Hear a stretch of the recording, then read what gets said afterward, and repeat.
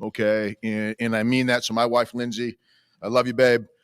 Max, my son, Joy, my daughter, they allow me to coach. And so I'm very fortunate to have a family that lets that happen. The second thing I want to share before we start talking about questions, and the story I'm about to share with you is true. So I grew up in Minnesota, small little town right in the middle of the state called Litchfield, about 5,000, 6,000 people back then.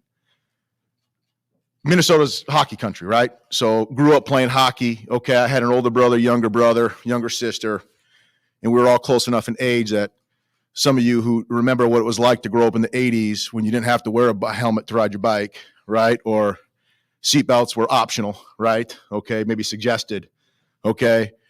When you got a helmet for the first time, you just started headbutting each other, right? Running in the trees and things like that, okay? So that's what I did with my brothers. Well, I don't know, 5 or 6 or 7 years old, and my mom brings home a football helmet. I know what football is. My family weren't college football players by any means. We didn't grow up cheering for whoever, okay? But there's a white helmet with a blue stripe. Sometime in the next year, I see either on TV or in the paper that there's a college football team that's wearing that same helmet. It's Penn State. Didn't know anything about it, but I immediately became a Penn State fan because they had the same helmet that I would put on running in the trees and things like that. So if you were to talk to my high school buddies or even my small college buddies, they would tell you that I was a Penn State fan growing up. I remember, of course, I played O-line, but I thought that I was Curtis Enos running around in the mid-'90s, even though that certainly was not my future, right? Okay. So I'm sharing that story with you so you understand that I'm not taking this opportunity lightly. It's a big-time honor, right, for me to sit up here today and get a chance to interact with this fan base, this family, if you want to call it that, right? Okay. And it was something that if you would have asked me when I wanted to start coach college football, where I'd want to coach or where I want to be the offense coordinator, I would have said this school. And that's a true story. My mom doesn't remember the football helmet. As part of this, she kind of remembers me running into, headbutting my brothers and stuff like that, but she doesn't remember the football helmet quite as well. So I did want to share those two things before we got going. I'm honored to be here. Okay. As we ask questions, if you could do me one solid and just maybe introduce yourself, kind of like on Ted Lasso. It was a Trent Grimes or whatever his name is, Grimes, whatever, right? Okay. You know what I'm talking about? If you have it, you need to be able to start watching that. Start living right. Okay. Fire away. Awesome. We'll start with Mark over here. Hey, Andy, Mark Brennan from Lines 247. Welcome to State College. Thank you. Excited to be here. Hey, you obviously had a great run with Lance over multiple different schools. What was it about this opportunity that made you decide to do something different? Well, I appreciate you bringing that up. It was 11 years together that Coach and I worked, and I'm very thankful that I got to be his offense coordinator for all those stops that we had. The story I just told you about, this kind of being one of those jobs for me personally, but also for me professionally to grow and expand myself and challenge myself in the world of college football, right? And I had developed a little bit of a relationship with Coach Franklin. I think that might have already been documented years ago when we played here, and when I spoke at the state clinic here, I don't know whatever year that was. It was pre-COVID, and we developed relationships. We were able to stay in contact through the years, and so knowing people is a critical process. Super sad to move on, right? Again, I just thank a ton of Coach Leipold and what he's helped me do with my career, but the opportunity to grow individually outside of his tree, if you will, was a huge part. In the front, Rich. Andy, Rich Scarcella from the Reading Eagle. You mentioned your conversations with James. How did they first start? Was it during the one game, a Buffalo game here, or was it? And how did it evolve during those visits here with Coach Leipold? Did you hit it off right away? Yeah, I think so. So it started back. I didn't know him when we were playing him. I don't even know if we had shaken hands at one point, but how we first actually met formally was he's sitting in the lobby of the Penn Stater for the clinic, and me and Coach Leipold walk in at the registration, and the four of us stand around talking and just kind of, striking up a conversation for 30, 40 minutes, and it was engaging and, both parties.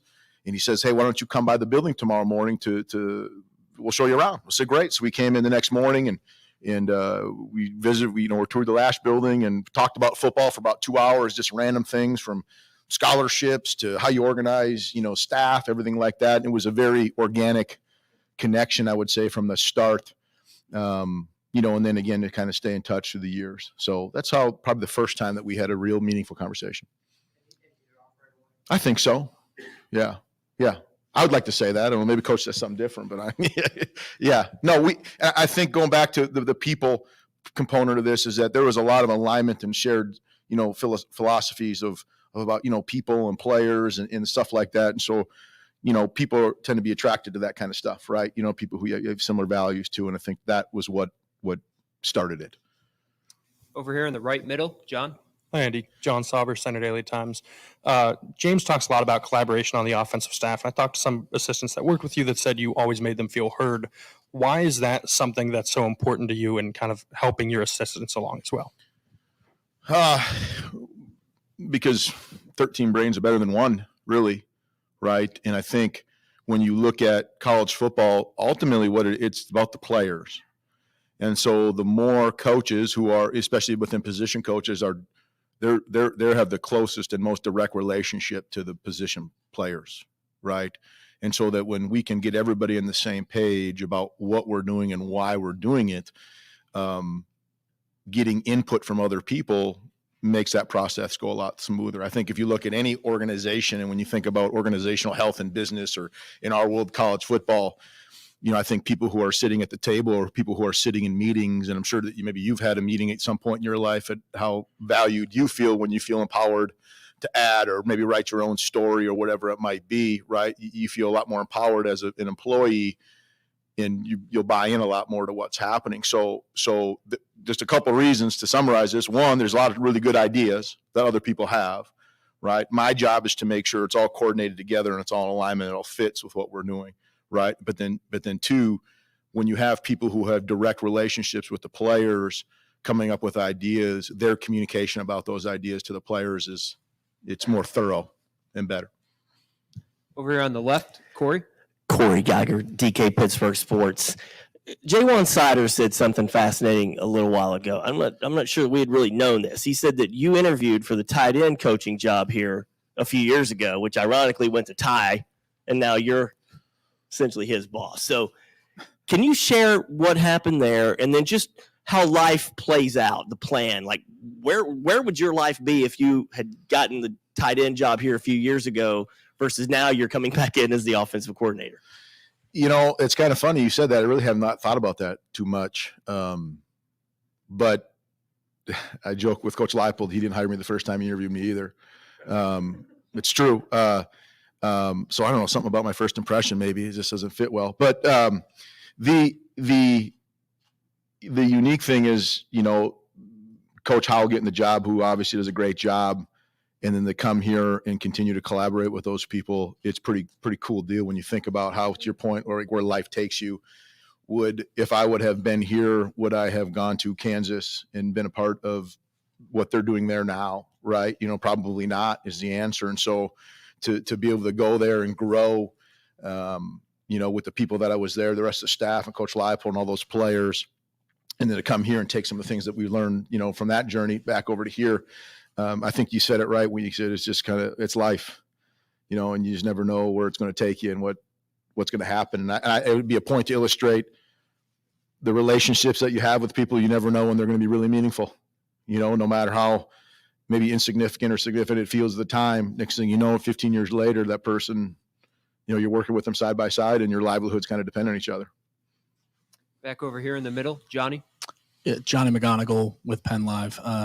Andy, what has been your initial impressions of Drew Aller and those initial conversations? When we talked to him, he said that there have been a few one-on-ones between you guys. Yeah, I'm trying to have as many one-on-one meetings with the players as I can before we get into the bowl game. High capacity guy, you know what I mean? Like, he's wants to sit in the meetings, wants to be involved, with game planning, wants to know the why of things. He's the kind of guy who's a coach on the field and you could give plenty of responsibilities to make sure you're in the right place. So my initial impressions with him are very, very impressive, from the kind of things that you want from a quarterback. Yeah, it's been really good. He was one of the first people, maybe the first person I talked to, I think, when I accepted the job, and, on FaceTime or whatever, in person a couple of times, but But as you want players to take ownership, kind of like we talked about before, the previous question about staff. You want players to feel like they have ownership in what's going on, and it starts with that position. And he is, from what I have seen, very much embodied that. Over here on the left, Allie. Hi, Allie Berube, ABC 27 and Nittany Nation.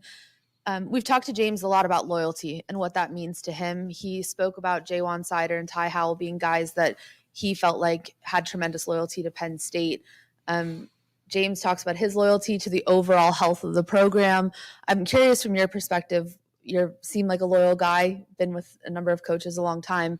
What does loyalty mean to you, and how do you want to bring that to a fan base that's incredibly loyal to this brand? Yeah, that's a powerful word, loyalty, right? I think when Coach Franklin talks about being loyal to the whole organization, I think from his chair, that means sometimes you got to make some really hard decisions because you got the greater good, right? And when you're sitting in the big chair as he is, you have to be able to do that. And then so to be a part of that and understanding that maybe the decisions he's making and the decisions that are going to have to occur in the staff room. And you brought up two guys who've been very loyal to this university. It speaks volumes to a couple of things. One, them as individuals, right? But then two, the kind of place that this is, right? From a university athletic department standpoint. And then you had pointed out to the fan base that's so incredibly loyal, right? It's unrivaled, as you would say, right? Or we would all say now. Okay. So that doesn't go unnoticed across the country. Okay, right? That's what makes this opportunity, this job, a big-time job, right? Because it has a fan base that's so loyal and so diehard, and I'm excited to be a part of it. Back over here, Audrey. How you doing? Audrey Snyder with The Athletic. Andy, I wanted to ask kind of how would you describe your offensive philosophy? Because a lot of your former players have said it's about creativity, but also that you're not just going to tell guys that you're going to get them in the right place, that you actually do that. Well, if I'm going to give you the elevator pitch on what we would want to do offensively, I would tell you that it's a multiple pro-style offense that uses spread concepts and components. And emphasis on the word multiple because, to your point, it's about putting players in a position to be successful. I was just talking to somebody earlier about this, that relatively, I don't want to say recent in my past, but the last handful of years, it's really dawned on me as a teacher. And that's why I got into this profession, to teach and develop. That as long as you as a teacher and a coach understand what your players' capabilities are, and more importantly, know what their limitations are, as long as you can work around those and you have a clear definition in your mind of what those things are, you can put them on the field to be successful in any way. Okay, this player doesn't do this well. Okay, let's not ask them to go to the field and do it. So what I'm talking about, and again, we're going into some philosophical things here. There's really two spectrums when you think about putting together an offense or a defense, right? You have systems, okay, and then you have people, right? And I think when you focus so much on a system, if you're a person that doesn't fit into whatever that mold and that system needs to be, it's really hard to be successful if you don't fit it exactly. And then you have where we tend to lean here, it's about the people, the players.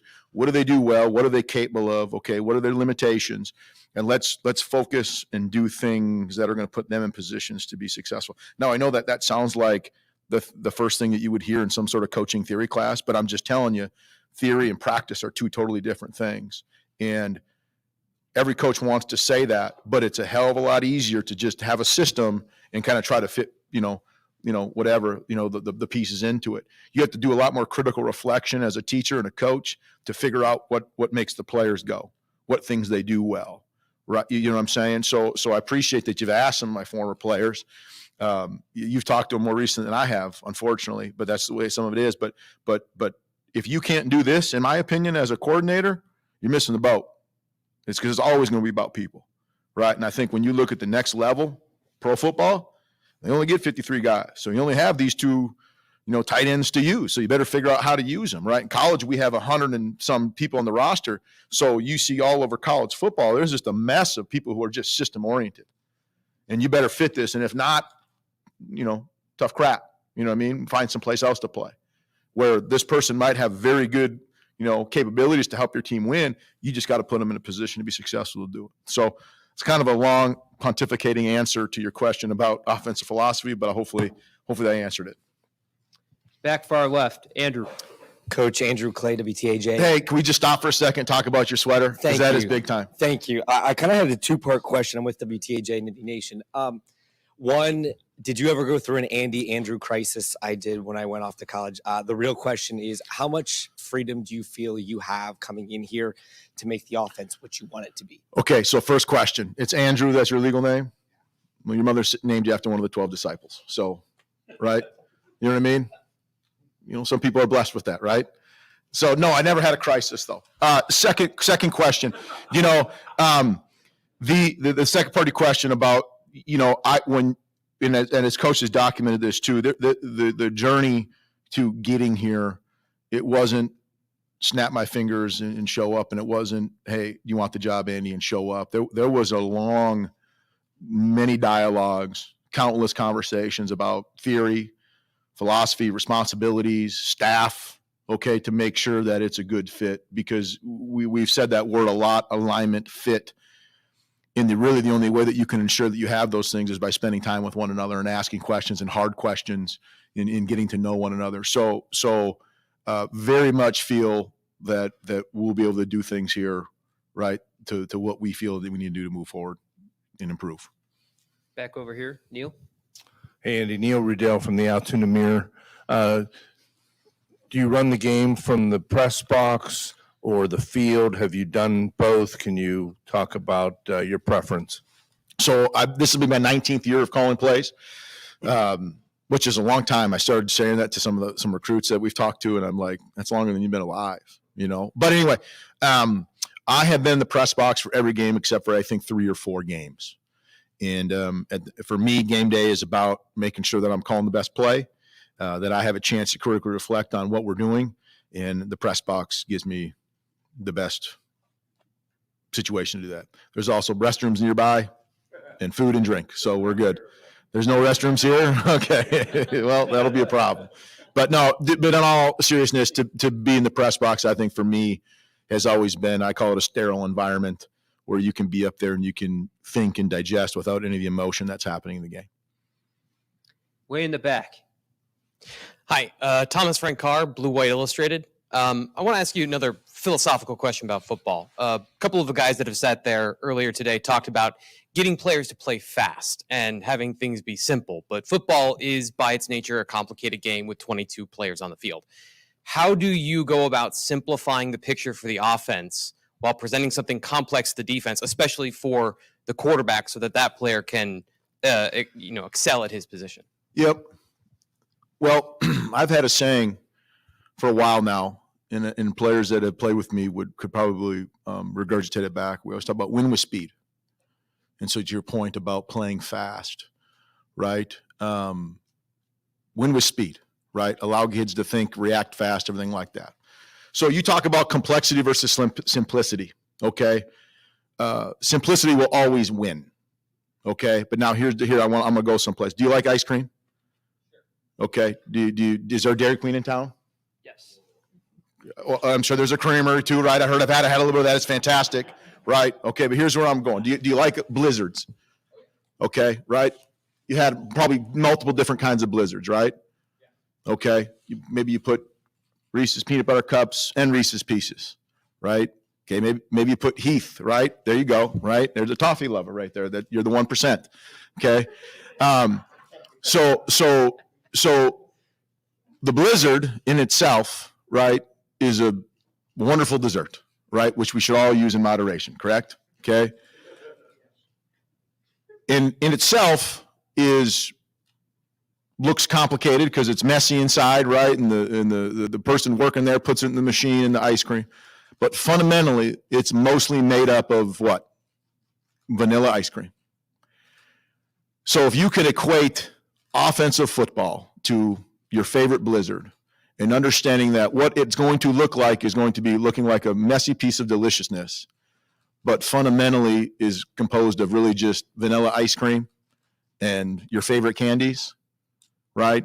That's when we talk about simplicity versus complexion, right? So it's going to look really complex, but really at the end of the day, it's just two ingredients mixed together.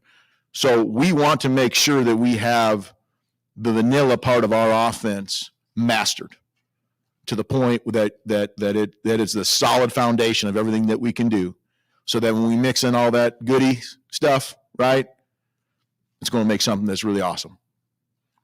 That was off the top of my head, by the way, the blizzard analogy. Okay, hopefully it made sense. We were able to kind of connect those dots. For those of you who are lactose intolerant, I'm sorry. Up front, Bob. Hi, Andy. Bob Flounders with Penn Live in the Harrisburg area. Just curious, the story about the 80s and the helmets, were you running full speed into your brothers and also into trees, or was it just your brothers? Well, you would argue that there's some sort of issues, right, with how I've turned out, but no, it was as fast as we probably could run within reason, you know.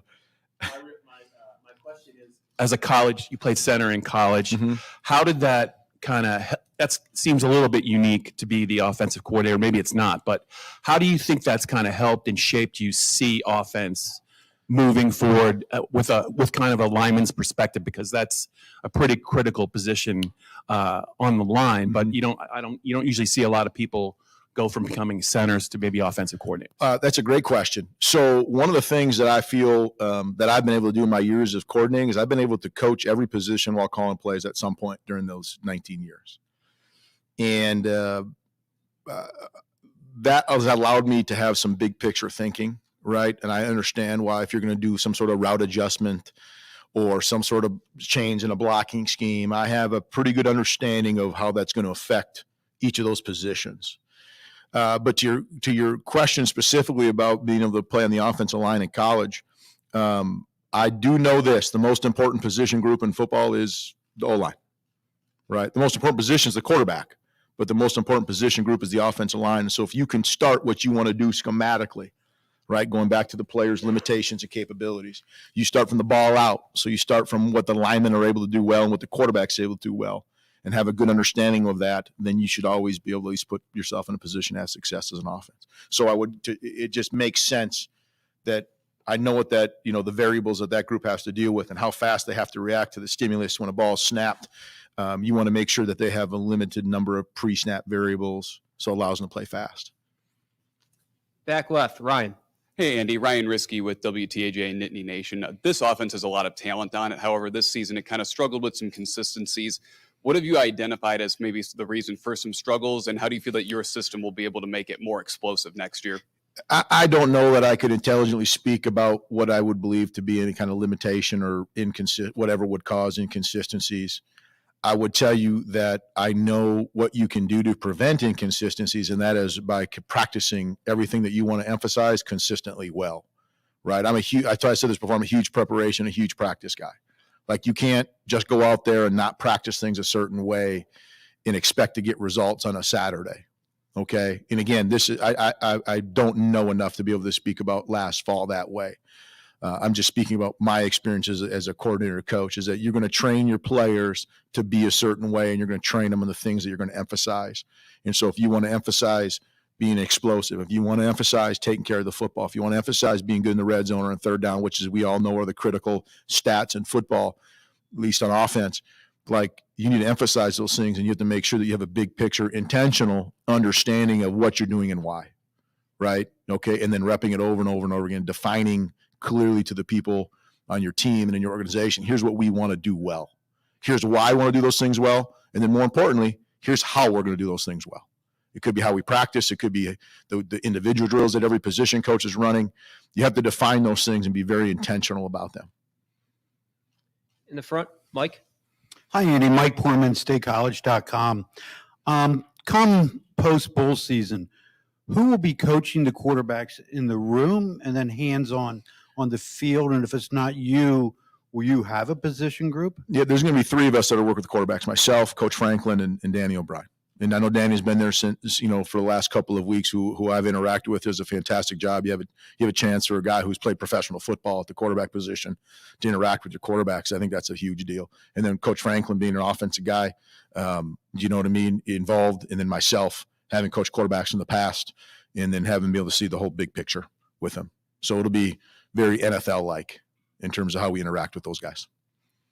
Over here on the right, Tyler. Hey, Andy. Tyler Donahue from Lions 24/7. Hope you're doing well. Welcome to town. Thank you. Yeah. First person to welcome me, by the way. Appreciate it. All right. So I wanted to ask about the running back tandem that you're inheriting here at Penn State with Katron Allen and Nick Singleton. We've obviously seen them accomplish a lot. What's your impression of what they've done together this far?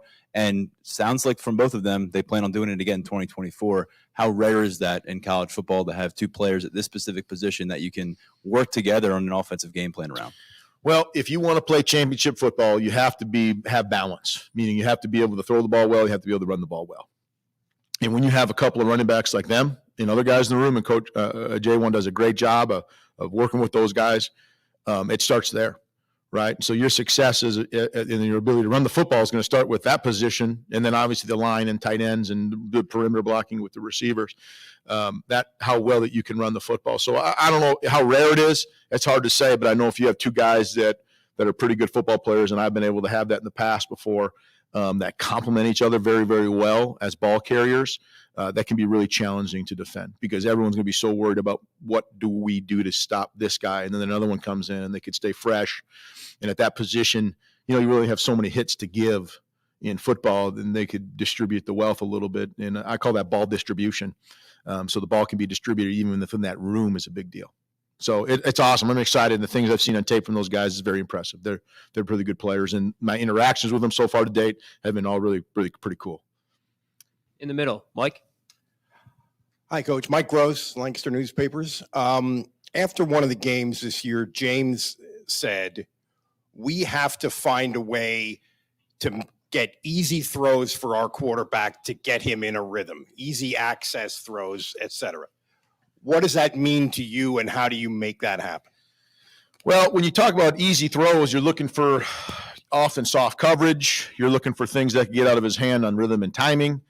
And you again want a game plan for those kind of things. Maybe you line up in this for certain formation or personnel grouping, you're apt to get off coverage on one of the corners. You line up in a certain formation or personnel grouping, and you're going to allow a tight end or running back to arrow or swing out into the flat, really uncontested, and you could get out of his hand really quickly, him being the quarterback, and into a playmaker's hand quickly. I think that's pretty well stated. I think a lot of coaches would tell you that, there's a reason that quarterbacks, who are winning Heismans and playing in the NFL, they're completing 60 to 75% of their passes. And there's usually a decent number of those completions are, just like you're saying, there is an easy off throw. There's something they feel like he can get in a little rhythm, right? Let's go in the back middle. Mark. Hi, Coach. Mark Wogenrich, all Penn State. Quickly, one, what happened to the helmet? Two, your pin post on Twitter is Tigger versus Eeyore. What does that mean in the context of coaching and players? Okay, the helmet, I have no idea what happened to it. I'm sure it got thrown away at some point, or we all grew out of it. Again, 80s, so everything was a hand-me-down, right? And I don't know what happened to the helmet, although what a great story if I still had it and wore it here. Tigger versus Eeyore. Thank you for asking that. And I'm sharing this with some of the offensive players later here today. There's a book called The Last Lecture. Okay, if you haven't read it, you should. It's really cool. It's written by a guy by the name of Dr. Randy Posh, who I don't know at all, obviously. He was diagnosed with pancreatic cancer, and he was a professor. I forget what university it was. And it dawned on him that he's fighting cancer. He's giving his last lecture to a whole group of college students for the last time in his life. And he says, well, what do I want to talk about?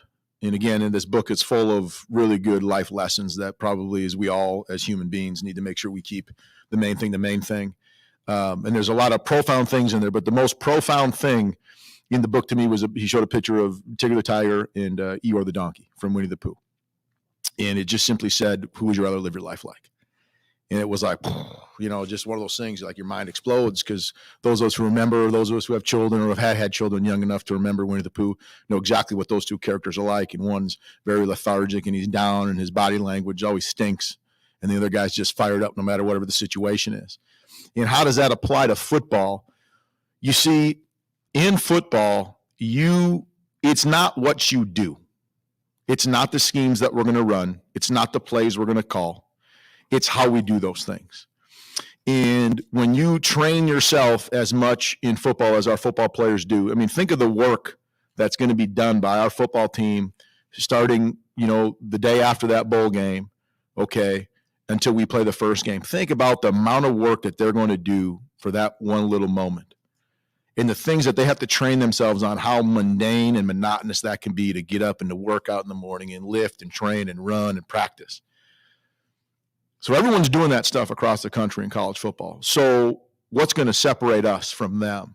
And the answer needs to be is how we do those things. We need to be a lot more like Tigger when we do those things, when it's really easy and requires a lot of discipline to not be an Eeyore when you're doing the mundane things to be a better football player. And that's some real life lesson stuff there too for everybody, right? Like you get to choose which one of those people you want to be on a daily basis, and you get to choose which one of those people you want to be in certain situations. And if we can figure out how we're doing things to be more like the guy who's fired up and energetic to be there, then we're going to be doing them better than our opponents. Got time for two more. We'll go Jared over here on the left. Hey, Coach. Jared Parker, Channel 6. Before you arrived at Kansas with Coach Leipold, you guys were coming into a team that had the worst offense in the Big 12 for 8 of the 10 years prior to you.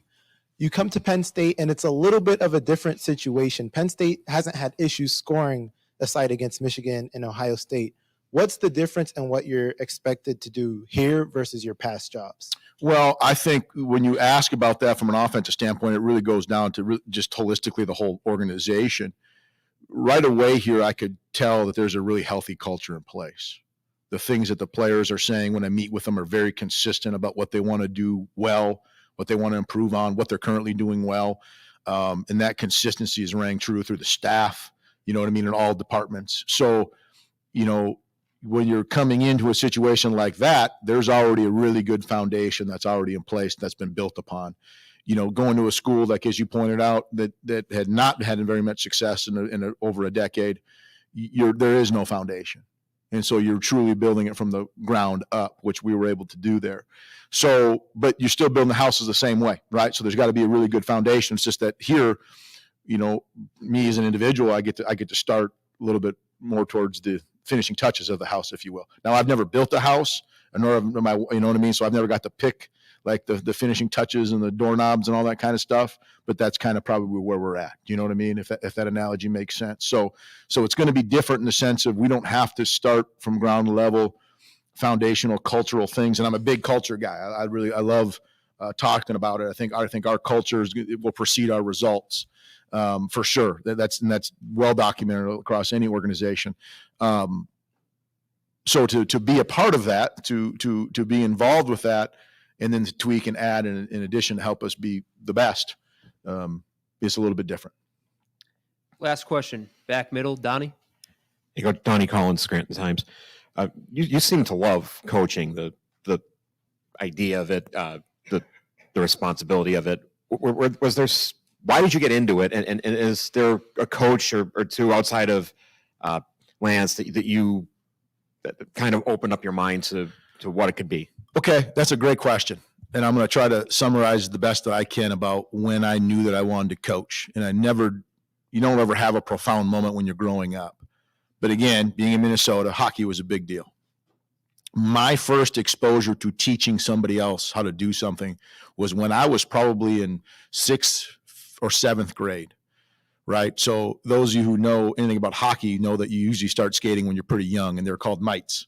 And so I was however old, how many ever levels above a mite, but I got to be a part of teaching these young kids how to skate, right? How to just not hold onto a chair anymore, right? And so all the steps necessary to do that. Now, again, I can reflect on that now and say that was a critical moment in my life to figure out that I wanted to teach and coach. At the time I hadn't, I don't think about that stuff. So it goes back to, that was my first opportunity to actually teach and instruct something. And so that continued on through growing up, and then it continued into football as I got into high school, and then it continued on through college. So I was very lucky as I was going into college. I knew that I wanted to be a college football coach, which is really weird, right? I had an older brother that went on and played at the University of North Dakota, and he was 2 years older than me, and he came back, I remember, after his first year and was like, hey, college football's pretty cool. And we started again, talk about watching Curtis Enos on film and LeVar Arrington later on, which maybe I can meet those guys. That'd be awesome if we get that done. But to recognize how much joy it brought me to see people get better at things that you're instructing them to do. And I can emphatically say that I know that I'm doing it for the right reasons, because that still today is why I'm doing it. Thank you very much, Coach. All right, guys. Thank you.